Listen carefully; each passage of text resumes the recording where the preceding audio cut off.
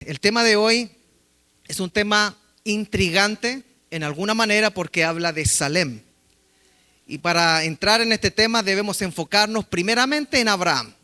Y voy a pedir que tratemos de colocar toda la atención porque son palabras que usualmente no se ven en los estudios o en los discipulados.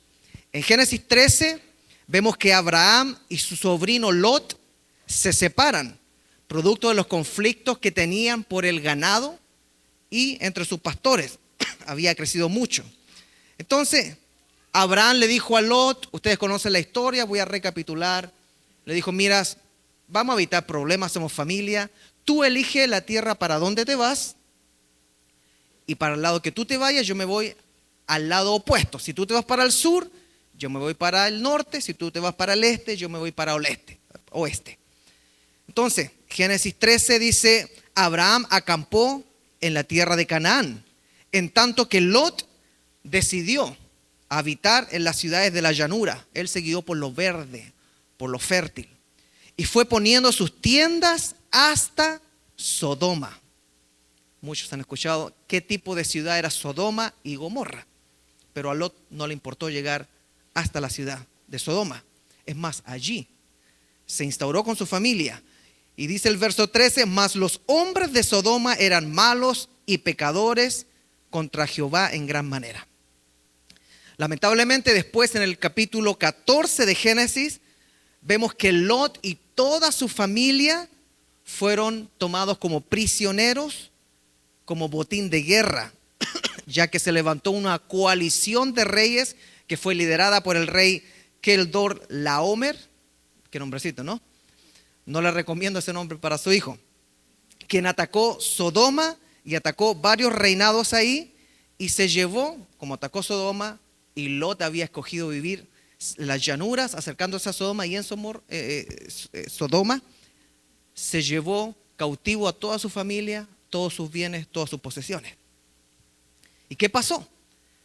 Que Abraham se enteró de lo que había pasado y leemos en Génesis 14, oyó Abraham que su pariente estaba prisionero, Lot, su sobrino, y armó a sus criados, los nacidos en su casa, 318, y los siguió hasta Dan, a los que habían tomado prisionero a su sobrino con su familia. Y cayó sobre ellos de noche, él y sus siervos, y les atacó. Y les fue siguiendo hasta Oba, al norte de Damasco. Y recobró todos los bienes y también a Lot, su pariente, y sus bienes, y a las mujeres y demás gente. Cuando dice recuperó todos los bienes y cuando dice demás gente, se refiere a que recuperó los bienes de todos los reinados que había saqueado esta coalición. Y todos los ciudadanos de los otros reinados también los rescató él. O sea, volvió con las manos llenitas. No solamente con Lot y su familia y sus bienes. Entonces, hasta aquí la historia nos entrega una lección valiosísima. Y esta sería que cuando nuestras decisiones se basan en el beneficio económico o el beneficio material, quedamos expuestos a los ataques. Este fue el caso de Lot, que por decidir primeramente por lo material, simplemente metió a toda su familia en esclavitud por un tiempo. Pero ese no es el punto de hoy. Si miramos el comportamiento de Abraham, Abraham tomaba decisiones colocando a Dios como motivo de su confianza.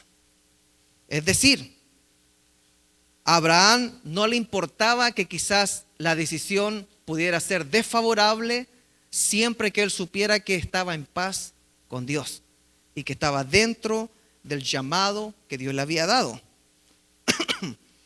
Y cuando Abraham volvía de derrotar a los reyes, y aquí comienza el tema de hoy, cuando venía con todo el ganado de todos los reyes y con su sobrino Lot, con las personas de otros reinos, venía con todo, le salió al encuentro un personaje muy enigmático en la Biblia. Leamos Génesis 14. Melquisedec, rey de Salem, trajo vino y pan. Él era sacerdote del Dios Altísimo. Bendijo a Abraham y le dijo: Abraham, que el Dios Altísimo te bendiga, creador del cielo y de la tierra.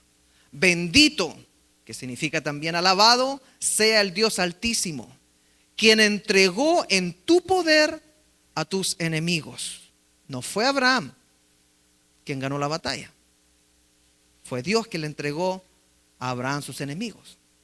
Abraham le dio a Melquisedec la 10ª parte de lo que había conseguido en batalla. De ahí parte el tema del diezmo. Le nació a Abraham darle el diezmo a este rey sacerdote desconocido que se llama Melquisedec. Aquí la pregunta que surge es: ¿qué se sabe de Melquisedec? Si Dios recién había llamado a Abraham, Abraham fue el primer llamado para comenzar a fundar lo que después sería su pueblo.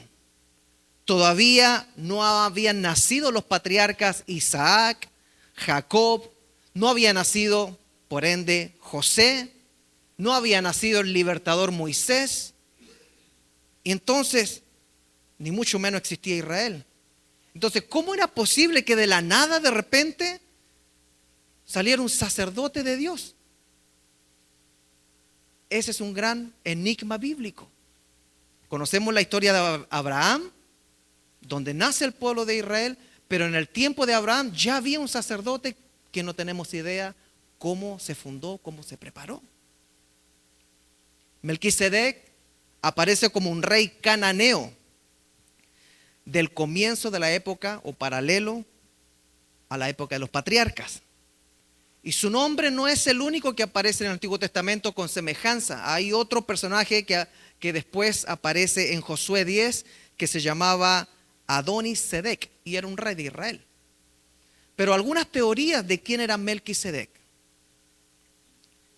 La teoría número 1 es que Melquisedec era un rey respetado de esa región y que Abraham simplemente le estaba pagando respeto, demostrando respeto porque se lo merecía. La segunda teoría es que el nombre Melquisedec era el título de todos los reyes de la ciudad de Salem. O sea, no era uno, sino que era el título de cualquier rey o todos los reyes de Salem. Y la tercera teoría está basada en Hebreos 7:3, que coloca a Melquisedec como un tipo de Cristo. Y en el Antiguo Testamento vemos varios tipos de Cristo. ¿Qué es eso? Son personajes que con sus acciones se asemejan a lo que Cristo iba a hacer. No son Cristo, pero dan una enseñanza similar a lo que como sacrificio póstumo y máximo hizo Jesucristo. Por ejemplo, José. A José, el que fue vendido por sus hermanos, que llegó a ser el segundo en Egipto, se le mira como un tipo de Jesús. ¿Por qué? Porque enseñó el perdón a los hermanos y enseñó la restauración y la liberación. Ahora, volvemos al tema de Melquisedec. Entonces nos preguntamos, bueno, si no podemos saber quién era, no es porque la Biblia se le haya pasado un dato, sino es porque tenemos que preguntarnos qué es lo que la Biblia nos está diciendo de él. Y si no aparece más información de Melquisedec es porque el ojo de nosotros no debe estar en el personaje, sino en lo que está alrededor del personaje. Y esto es que él era el rey de Salem. ¿Y qué significa Salem? Salem, en primer lugar, se traduce como rey de paz si es rey de Salem, o lugar de paz si es el lugar al que se está refiriendo. Y si hay rey, hay un reinado. Y como no podemos investigar más al rey, lo que la Biblia nos está diciendo es, miren lo que estoy mencionando, hay un reinado que se llama Salem. Y es un reinado de paz. Es aquí donde debemos entrar a enterarnos de que Salem posteriormente pasó a llamarse Jerusalén. Salmo 76:2 dice: el pueblo de Judá conoce muy bien a Dios. El pueblo de Israel respeta su nombre.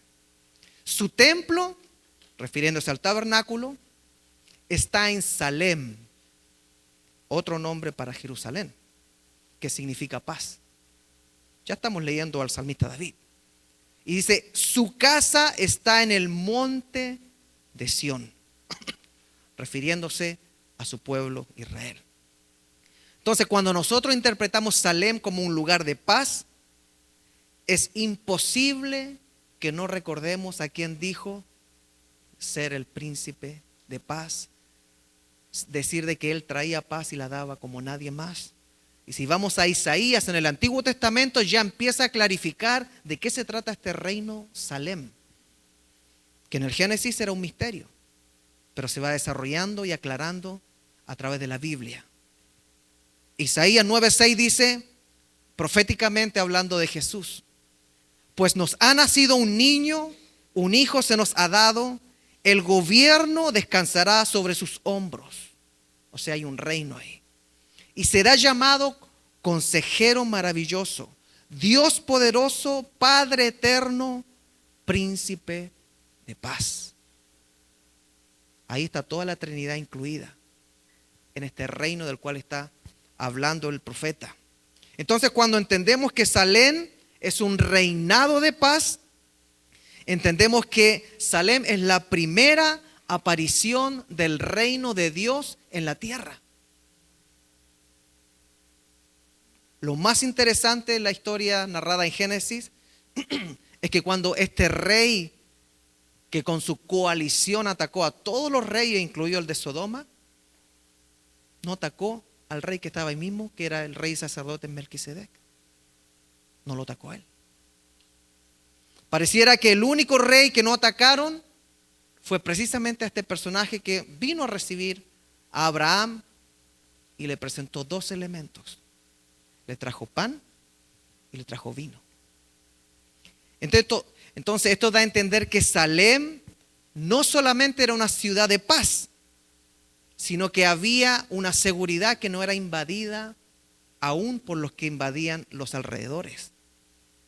Por eso, aunque Jerusalén se ha interpretado como la Salem que fue fundada geográficamente, también la palabra Salem ha sido utilizada en el Antiguo Testamento como un adverbio en el caso de Jacob.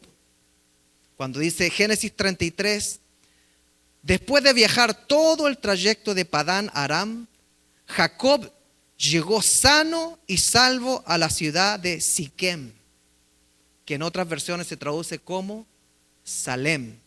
No porque geográficamente coincida, sino porque Salem también significa seguridad integral, llegar bien, estar bien.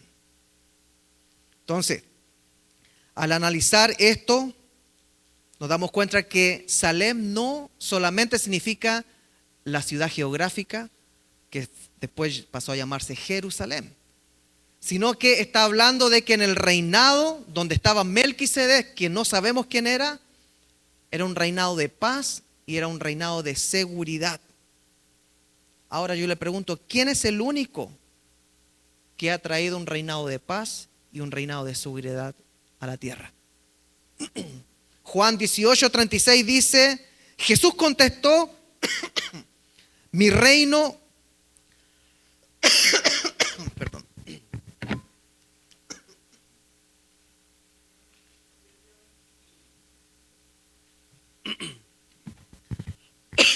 Jesús contestó, mi reino no es un reino terrenal. O sea, otra versión dice, no es de este mundo. Pero él está hablando de su reino. Entonces dice, si lo fuera, mis seguidores lucharían para impedir que yo sea entregado a los líderes judíos. Pero mi reino, insistió, no es de este mundo. O sea, Jesús tenía un reino que no era de este mundo, pero él decía en Juan 14, la paz les dejo, mi paz les doy. Yo no la doy como el mundo la da. No dejen que su corazón se turbe y tenga miedo. Entonces nosotros que estamos en el tiempo de la gracia, en el tiempo de la iglesia, nosotros, amados hermanos, somos bienaventurados, somos favorecidos, somos dichosos, somos bendecidos de poder mirar el panorama más completo desde Génesis Antiguo Testamento y Nuevo Testamento, y darnos cuenta que Salem, que posteriormente llegó a ser Jerusalén, era la representativa del reino de Dios, de paz y de seguridad. Y ese reino desde el comienzo se presenta con un sacerdote y un rey, que no es de este mundo ese reino. Y lo más increíble es que el apóstol Pablo comienza a enseñar de esto mismo a la iglesia en Roma. Romanos 14, 17 le dice: porque el reino de Dios, o sea, el Salem, no es comida ni bebida, sino justicia, paz y gozo en el Espíritu. Y esto nos lleva al segundo significado de Salem, porque Salem no solamente se traduce como paz, lugar de paz, sino como lugar de justicia. Por eso el punto número 2 se llama reinado de justicia. Y cuando hablo del reino de justicia, para nada me refiero a la interpretación de los teólogos modernos latinoamericanos que aparecieron con su famosa teología de la liberación en los años 70, ya que ellos son personas que interpretan la Biblia de forma humanista y de forma socialista. Cuando hablo de justicia, me estoy refiriendo a la justicia que enseña el Nuevo Testamento a través de las enseñanzas apostólicas. ¿Y cuál es esa justicia? Vamos a Romanos 10:4. Dice: porque el fin de la ley es Cristo. Y aquí viene: para que se instaure Salem, para justicia a todo aquel que cree. Entonces el reino Salem, el reino de paz, el reino de justicia, comienza a presentarse para los creyentes, los que creen. Aquí vemos que una persona que vive en Salem no necesariamente es una persona que se le puede identificar con vivir en Jerusalén, porque muy bien sabemos que Jerusalén no tiene paz. Estoy hablando de la Jerusalén geográfica. Pero cuando hablamos del reinado de justicia Salem, a través de Jesucristo, todo tiene sentido. Porque hay un reino que Él dijo que vino a traer, el reino ha llegado. Él es el rey, Él es el sacerdote, Él es el príncipe de paz y Él es el príncipe de justicia. Completa toda la imagen que desde el Antiguo Testamento, desde el comienzo, Dios quería traer a la tierra. Amada iglesia, Salem sigue vigente. Salem es el reinado de Cristo espiritualmente en su iglesia. La iglesia vive en Salem. La iglesia vive al nivel espiritual en la nueva Jerusalén que se está formando, la nueva Salem, la nueva Jerusalén, que es un lugar donde hay paz, donde hay justicia, donde hay seguridad y donde está su rey y sacerdote, que es príncipe de paz, príncipe de justicia, y es quien nos provee a nosotros el pan y el vino, al igual que Melquisedec. Y no solamente nosotros estamos viviendo en Salem, que es el reino que Jesucristo trajo, que no era físico. Porque ese era el gran problema que tenían los apóstoles. ¿Cuándo vamos a armar el ejército para acabar con los romanos? Porque tú vienes a liberarnos. Y Jesús decía: mi reino no es de este mundo, están equivocados. Sí, mi reino ha venido, pero la hora viene en que ahora ustedes, los adoradores, me adorarán y adorarán al Padre en espíritu, en Salem, en esa ciudad que nosotros estamos, en la cual no podemos decir que es física, pero sí es real. Entonces, nosotros podemos analizar una cosa: ¿estamos o no estamos en la ciudad donde está el Rey y Sacerdote Jesús? Hemos cruzado la puerta donde nosotros tenemos paz, justicia, seguridad, no porque estamos en un lugar físico, no porque estamos en un templo, sino porque hemos entrado al Salem de Jesucristo. Apocalipsis 21 dice: y yo, Juan, vi la santa ciudad, la nueva Jerusalén, la nueva Salem, descender del cielo de Dios, dispuesta como una esposa ataviada para su marido. Y oí una gran voz del cielo que decía: he aquí el tabernáculo de Dios con los hombres, y Él morará con ellos, y ellos serán su pueblo, y Dios mismo estará con ellos como su Dios. Es increíble que la representación de Salem, o Jerusalén en este caso, es nada más y nada menos que la representación del tabernáculo, del templo de Dios viviendo con los hombres. Entonces debemos volver a la palabra del salmista que ya leímos, que era el Salmo 76:2, y cambiarle un poquito. En ese contexto fue para el pueblo de Israel, pero ahora Dios habla del Salem, donde Él habita, donde Él es rey y sacerdote para su iglesia. Y esto sonaría así: la iglesia de Cristo conoce muy bien a Dios. La iglesia respeta su nombre, pero escuche ahora, su templo, el tabernáculo, está en Salem, que es reino de paz y justicia. Su casa está en el monte de Sión. Ahora, ¿cuál es el significado del monte Sión para la iglesia, para nosotros? Ese también lo encontramos en el Nuevo Testamento. Hebreos 12:22 dice: ustedes, hablando de la iglesia, los creyentes en Jesucristo, en cambio se han acercado al monte Sión y a la ciudad de Dios, del Dios vivo, la Jerusalén celestial, la Salem celestial, y a miríadas de ángeles, y a muchos ángeles. Hermanos, el evangelio en el cual usted ha creído y en el cual yo creo, nos ha abierto la puerta a Salem, que es la Jerusalén celestial, y que no necesariamente está lejos, sino que el reino de Dios ha venido. El reino de Dios ya está aquí.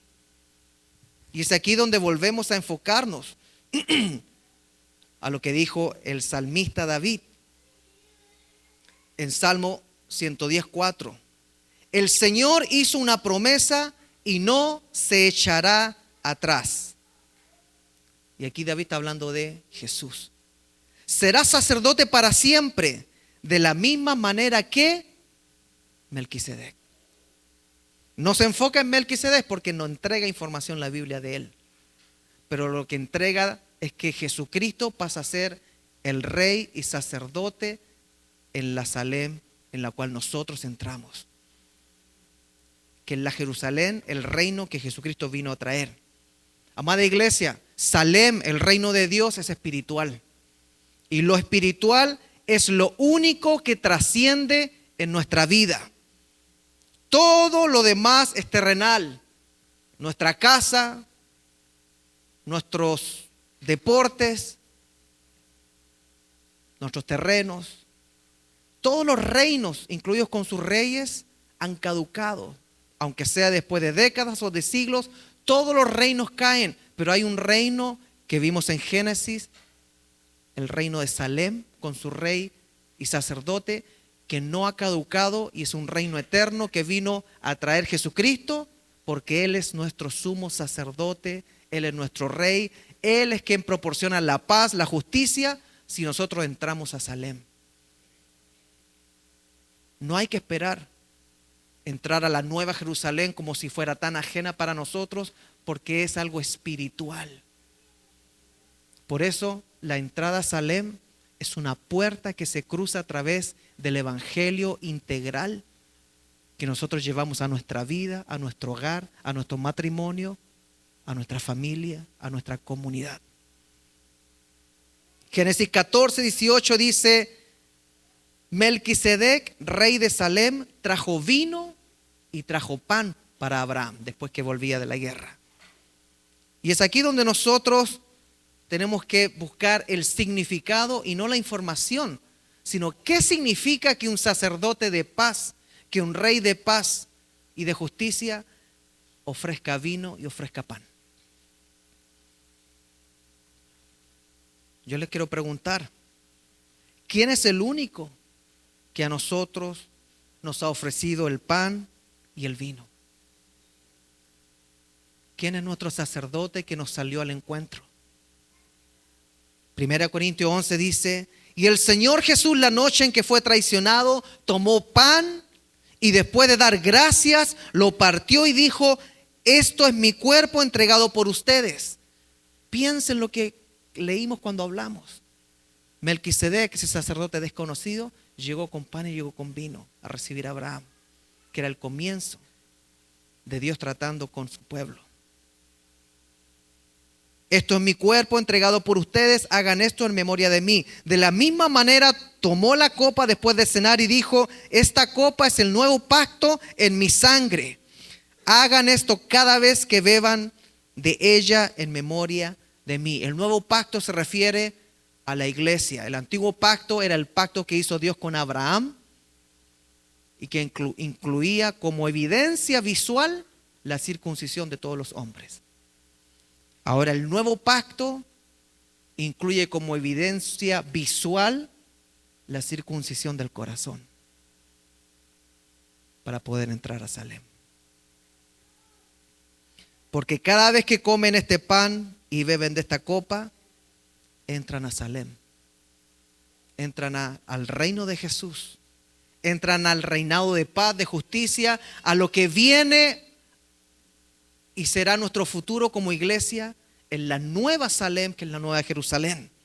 Amada iglesia, no debemos sorprendernos de que Jesús sea nuestro rey y nuestro sacerdote, porque Salem es la ciudad donde la iglesia vive, es el lugar donde está la paz, la justicia, porque está Jesucristo como rey y como príncipe de paz y como el dador de justicia. Pero para entrar esa puerta o cruzarla es necesario pasar por el pan y por el vino. Desde el Antiguo Testamento, Melquisedec vino a recibir a Abraham con la evidencia de que para entrar a las cosas espirituales se debe recibir el pan y se debe recibir el vino. Ahora, ¿qué significa el pan y el vino?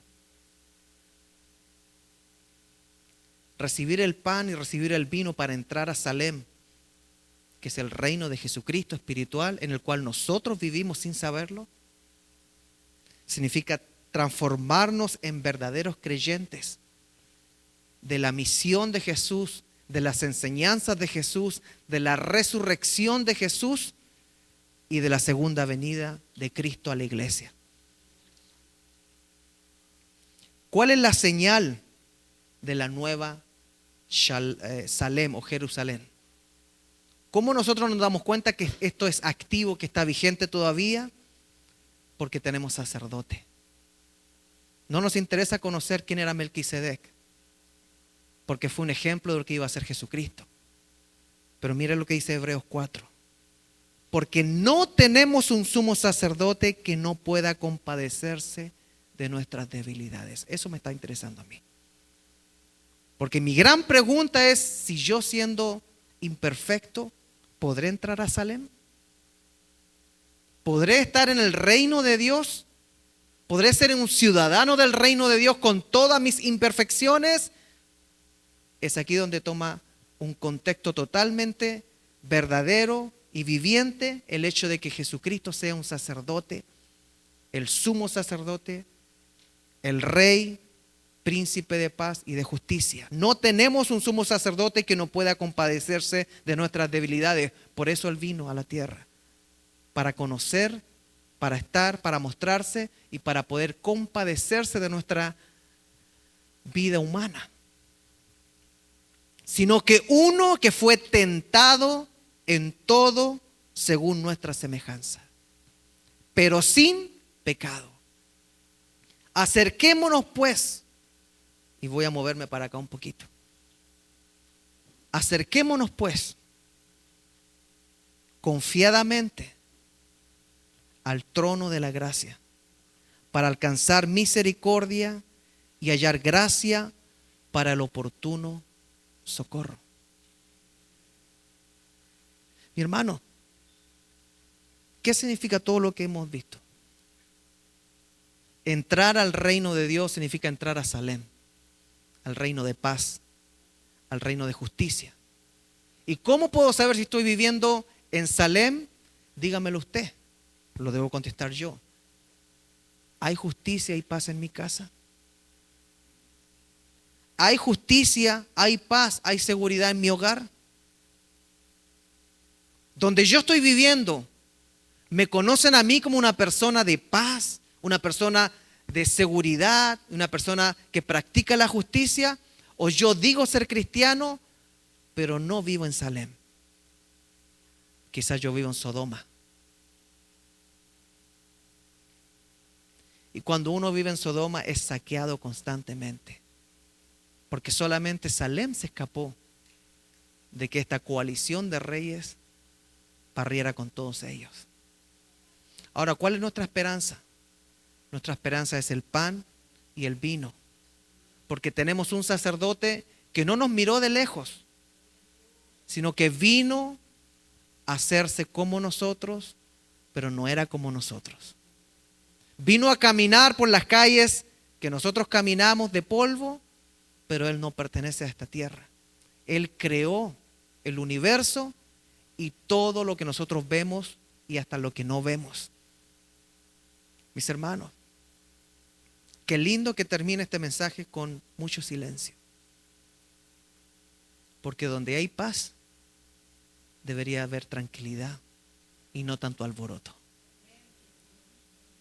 Hoy el Señor le está haciendo una pregunta a su iglesia. ¿Estás viviendo en Salem, en el Salem que yo traje?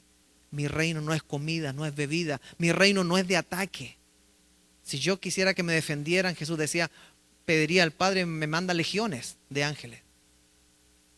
Pero estar viviendo en Salem significa entender que estar en la iglesia de Jesucristo, lo hemos visto los viernes y le animo a venir, no es venir a llenar el edificio ni calentar una silla, significa entrar por la puerta de salvación a Salem, a la ciudad, al reino donde nosotros estamos seguros. Y aunque la muerte llegue, fíjese que nosotros traspasamos una Salem a una nueva Salem, a una nueva Jerusalén.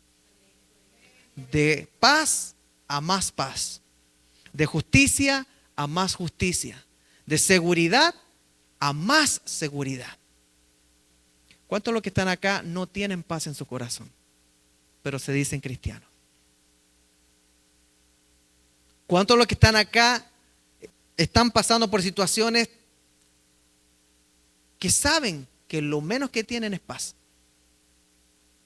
Y ahora saben que no viven en Salem. Necesitan y necesitamos todos tener un rey y estar en ese reino, porque Él dijo, mi paso dejo, mi paso doy, yo no la doy como el mundo la da.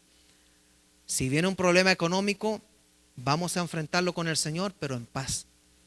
Si viene un problema de salud, nos va a doler el cuerpo, nos va a doler el alma, quizás de ver a seres queridos sufriendo, pero Él dice que da aún una paz que sobrepasa todo entendimiento. Si vienen problemas económicos a Estados Unidos, la iglesia debe prepararse para tener una paz que sobrepase todo entendimiento. Porque aún el apóstol Pablo dijo que debemos conformarnos con tener lo básico. Es muy bueno pasar por tiempos de bonanza y de abundancia. Pero si llega el momento en que nosotros tenemos lo necesario para comer y un lugar para dormir, ese es Salem, un lugar de paz. Si llega un momento en que ya no hay steak ni filet mignon, la iglesia lo único que debe decir, Señor, pero que siempre esté tu paz. Si hay un momento en que nosotros nos está yendo muy bien, muy chévere económicamente, pastor, tengo hasta 3 trabajos, gloria a Dios, Dios me ha bendecido. ¿Tienes paz en tu alcoba matrimonial? ¿Tienes paz con tu esposa? ¿Con tu esposo? ¿O los 3 trabajos te han transformado en un extraño en tu casa? Entonces no vives en Salem. Quizás vives y trabajas en Sodoma, pero te dices cristiano. Estamos practicando la justicia dentro de nuestro hogar. Estamos practicando la justicia dentro de nuestra congregación. ¿Estamos dando a Dios lo que es de Dios y al César lo que es del César? ¿Cómo respondió Abraham a lo que le presentó el sacerdote Melquisedec? Ahí le nació de corazón a él, primera vez en la historia, de dar el diezmo. Ay, pastor, yo la predicación, no va a perder.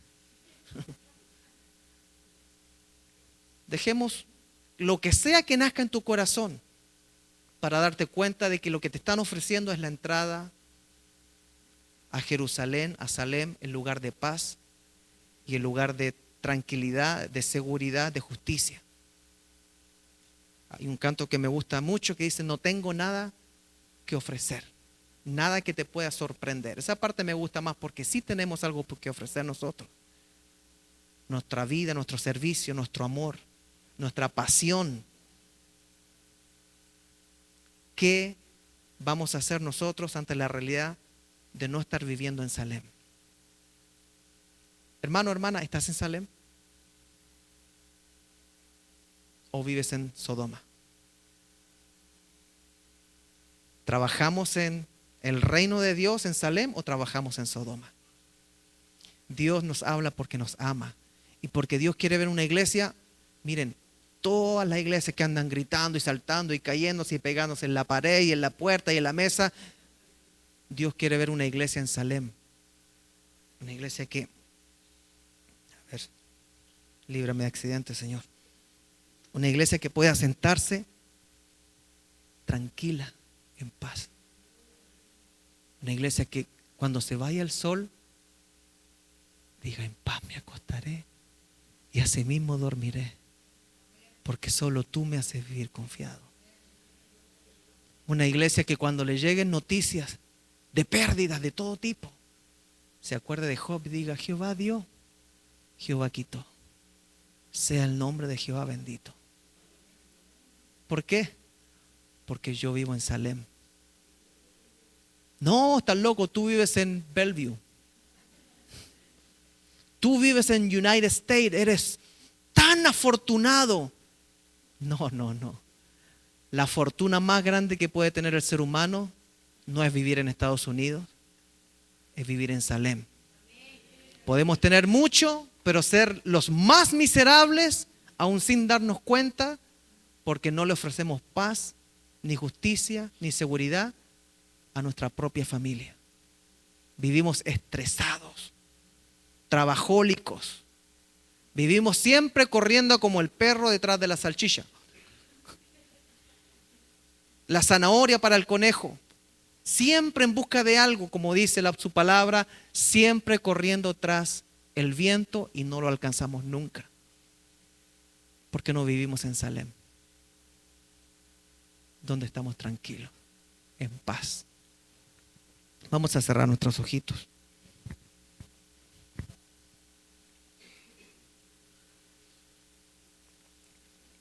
Queda solamente una puerta más el próximo domingo.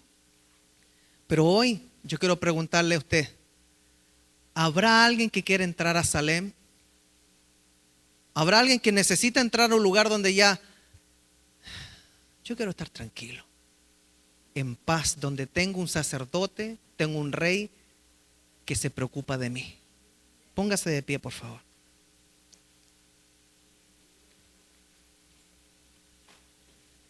Si usted quiere asegurarse que está en Salem, quizás muchos de nosotros ya estamos en Salem, pero no hemos quizás sacado esa ciudadanía para darnos cuenta de que somos habitantes de Salem. Amados, si usted es iglesia, no es de este mundo. Es más, si usted realmente pertenece a la iglesia de Cristo, le tengo una noticia: puede partir esta semana con Dios. Si usted y yo realmente somos la iglesia de Cristo, quizás podemos abrir los ojos en un segundo, en un abrir y cerrar de ojos, y estar en la Salem nueva que Él nos está preparando, donde ya no habrá llanto, donde toda lágrima será consolada. Pero ya está Salem con nosotros, ya está la paz. Mi paz os dejo, mi paz os doy, mi reino Salem de paz y de justicia está con ustedes. Señor, te doy gracias por tu palabra. Yo quiero invitar a las personas que están en su lugar. No podemos hacer que pasen al frente todos, pero si usted quiere asegurarse de entrar en Salem o vivir en Salem, le levante su mano y oremos junto al Señor. Señor Jesús, clamamos a ti porque queremos ser ciudadanos de Salem. Y para poder entrar y recibir esa ciudadanía es a través del sacrificio en la cruz, del pan y del vino. Señor Jesús, si hay alguien que no ha entrado, repita conmigo: yo te acepto en mi vida. Yo te acepto como el sumo sacerdote que me entiende en mis debilidades. Entra a mi corazón. Dame tu pan, dame tu vino y hazme un ciudadano del reino celestial. Inscribe mi nombre en el libro de la vida. En el nombre del Padre, del Hijo y del Espíritu Santo. Ahora, Señor, yo presento a toda Iglesia Creekside. Todos nosotros, Señor, te rogamos que si no estamos viviendo Salem en nuestra vida interior, si durante la semana hay tanta ansiedad, Señor, yo soy el primero que necesito Salem en mi corazón. Señor, trae Salem a mi vida. Trae tu reino. Vénganos tu Salem. Vénganos tu reino. Y hágase tu voluntad en mi vida. Señor, si no hay Salem en nuestro matrimonio, que llegue Salem. Tu paz, tu reino, tu justicia. Si no hay Salem en nuestro hogar, rogamos que entremos en Salem. Que nuestro hogar sea una puerta a tu reino. Que cuando entre alguien diga: no sé dónde entré, pero que hay paz. En este hogar hay paz. No hay discusión, no hay gritos, no hay insultos, no hay abusos, hay paz. Porque Jesús dijo, nuestro sacerdote, sumo sacerdote, nuestro rey, nuestro Señor: mi paz os dejo, mi paz os doy. Yo no la doy como el mundo la da, con riquezas, con bienestar, con éxito. Yo la doy al más pobre, al más rico, porque no se basa en nada terrenal, sino se basa en mi justicia y en mi paz.